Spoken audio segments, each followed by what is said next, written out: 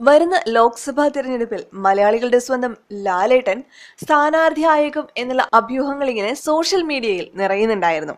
പക്ഷേ രാഷ്ട്രീയത്തിലേക്ക് ഇല്ല എന്ന് ലാലേട്ടൻ തന്നെ വ്യക്തമാക്കിയിരിക്കുകയാണ്. വരുന്ന ലോക്സഭാ തിരഞ്ഞെടുപ്പിൽ BJP സ്ഥാനാർത്ഥിയായേക്കും എന്ന ചർച്ചകൾക്കിടയിലാണ് താരത്തിന്റെ ഈ വെളിപ്പെടുത്തൽ. രാഷ്ട്രീയം എനിക്ക് പറ്റിയതല്ല, ഒരു നടനായി നിൽക്കാനാണ് എന്നും ആഗ്രഹിച്ചിട്ടുള്ളത്. ഈ പ്രൊഫഷനിലുള്ള സ്വാതന്ത്ര്യം ഞാൻ ആസ്വദിക്കുന്നുണ്ട്. ധാരാളം ആളുകൾ നമ്മെ ആശ്രയിച്ചിരിക്കുന്ന അവസ്ഥയാണ് രാഷ്ട്രീയത്തിൽ. അതൊട്ടും എളുപ്പമല്ല. അത് മാത്രമല്ല, എനിക്ക് വലുതായൊന്നും അറിയാത്ത വിഷയവുമാണ് രാഷ്ട്രീയം. അവിടേക്ക് വരാൻ എനിക്ക് താല്പര്യവുമില്ല.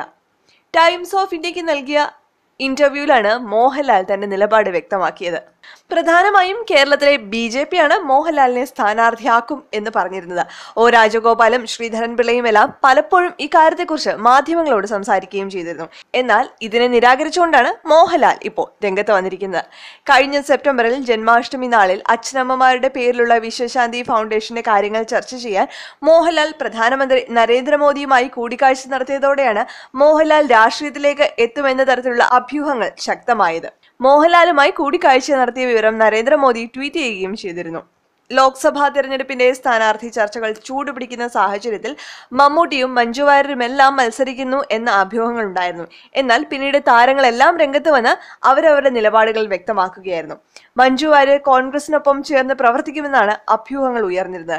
എന്നാൽ നിലവിൽ കേരളത്തിലെ പ്രമുഖ താരങ്ങൾ ആരും മത്സരത്തിനില്ല എന്നാണ് അറിയുന്നത്. പ്രിയദർശൻ സംവിധാനം ചെയ്യുന്ന മരക്കാർ അറബിക്കടലിന്റെ സിംഹം എന്ന ചിത്രത്തിന്റെ ഷൂട്ടിംഗുമായി ബന്ധപ്പെട്ട് ഹൈദരാബാദിലാണ് മോഹൻലാൽ ടൈറ്റിൽ റോളിലെത്തുന്ന ചിത്രത്തിൽ അർജുൻ സർജ, സുനിൽ ഷെട്ടി, മഞ്ജു വാര്യർ, മധു, പ്രണവ് മോഹൻലാൽ, ഫാസിൽ, കല്യാണി പ്രിയദർശൻ, കീർത്തി സുരേഷ് തുടങ്ങിയ വൻ താരനിര അണിനിരക്കുന്നുണ്ട്.